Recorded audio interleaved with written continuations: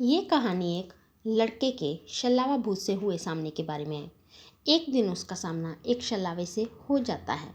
ये कहानी तब की है जब मैं अपनी मौसी के घर छुट्टियां बिताने गया हुआ था। उस समय मेरी गर्मी की छुट्टियां चल रही थी।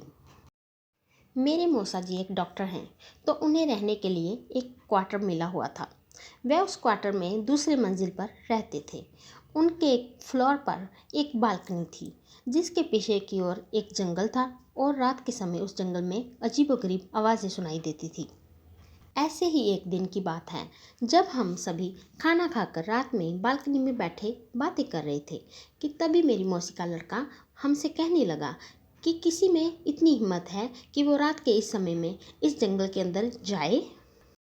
हम सभी हंसने लगे और उससे कहने लगे कि क्या फालतू की बात कर रहा है, भला कोई इस जंगल में इतनी रात में क्यों जाएगा, कहीं कोई जंगली जानवर मिल गया तो शामत पक्की है।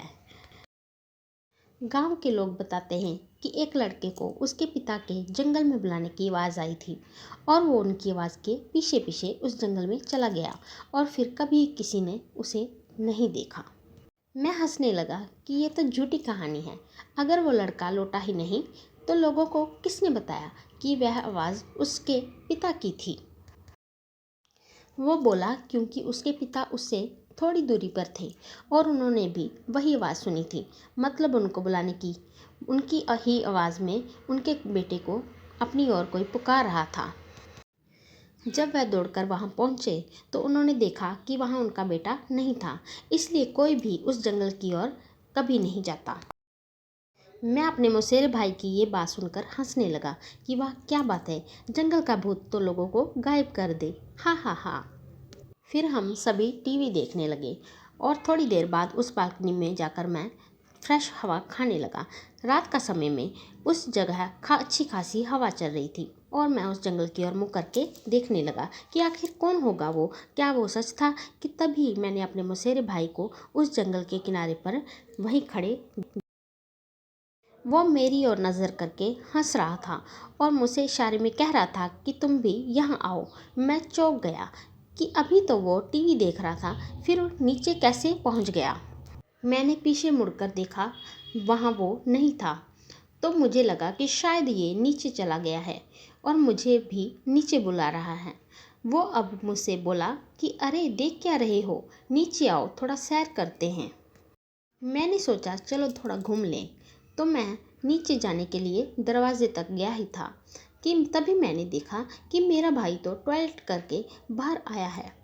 ये देखकर मैं सकपका गया, मेरे रोंगटे खड़े हो गए और मैं बस यही सोच रहा था कि अगर ये यहाँ है तो वहाँ नीचे कौन है। मैं उससे बोला कि तुम नीचे नहीं थे, इस बाथरूम में कब आए। वो बोला मजाक मत करो, तुम्हें क्या लगता है मैं डर जाऊंगा। मुझे पता है कि तुम मुझे डराने का प्रयास कर रहे हो, पर मैं नहीं डरने वाला। इतना कहकर वो टीवी देखने लगा। मुझे यकीन नहीं हो रहा था कि ये मैंने अभी क्या देखा है। उसी रात जब मैं सो रहा था तब किसी की मुझे पुकारने की आवाज़ आ रही थी। वो जो भी था मुझसे कह रहा था कि मैं तुम्हारा कब से इंतज़ार कर रहा हूँ, तुम तो आए नहीं, देखो जल्दी आ जाओ, फिर हम दोनों साथ में इस जंगल के अंदर घूमेंगे।